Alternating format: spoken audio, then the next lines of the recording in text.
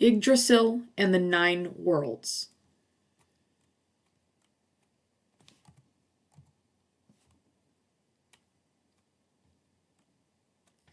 The ash tree Yggdrasil is a mighty ash tree, the most perfect and beautiful of all trees, also the largest. It grows between the 9 worlds and joins them, each to each. It is the biggest of all the trees there are, and the finest. The tops of its branches are above the sky. It is so large that the roots of the ash tree are in 3 worlds, and it is fed by 3 wells. The first root, and the deepest, goes into the underworld, to Niflheim, the place that existed before other places. In the center of the dark world is the ever-churning spring, Hvergelmir, so loud it sounds like a roaring kettle. The dragon Nidhogg lives in these waters, and it is always gnawing at the root from below. The second root goes to the realm of the frost giants, to the well that belongs to Mimir. There is an eagle who waits at the highest branches of the world tree and who knows many things, and a hawk who perches between the eagle's eyes. A squirrel, Ratatosk, lives in the branches of the world tree. It takes gossip and messages from Nidhogg, the dread corpse eater, to the eagle and back again. The squirrel tells lies to both of them and takes joy in provoking anger. There are 4 stags who graze on the huge branches of the world tree, devouring the foliage and the bark. There are uncountable snakes at the base of the tree, biting at the roots. The world tree can be climbed.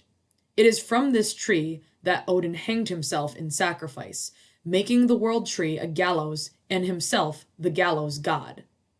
The gods do not climb the world tree. They travel between the worlds using Bifrost, the rainbow bridge. Only the gods can travel on the rainbow. It would burn the feet of any frost giants or trolls who attempted to clamber up to reach Asgard. These are the 9 worlds. Asgard, the home of the Aesir. This is where Odin makes his home. Elfheim, where the light elves live. The light elves are as beautiful as the sun or the stars. Nadavalire, which is sometimes called Svartalfheim, where the dwarfs, who are also known as dark elves, live beneath the mountains and build their remarkable creations. Midgard, which is the world of women and men, the world in which we make our home. Jotunheim, where the frost giants and the mountain giants wander and live and have their halls. Vanaheim, where the Vanir live. The Aesir and the Vanir are gods, united by peace treaties, and many Vanir gods live in Asgard with the Aesir. Niflheim, the dark mist world. Muspel, the world of flame, where Surtur waits. And there is the place named after its ruler, Hel, where the dead go who did not die bravely in battle. The last world of the world tree goes to a spring in the home of the gods, to Asgard, where the Aesir make their home. Each day the gods hold their council here, and it is here they will gather in the last days of the world, before they set out for the final battle of Ragnarok. It is called the Well of Erd. There are 3 sisters, the Norns, who are wise maidens. They tend the well, and make sure that the roots of Yggdrasil are covered with mud and cared for. The well belongs to Erd. She is fate and destiny. She is your past.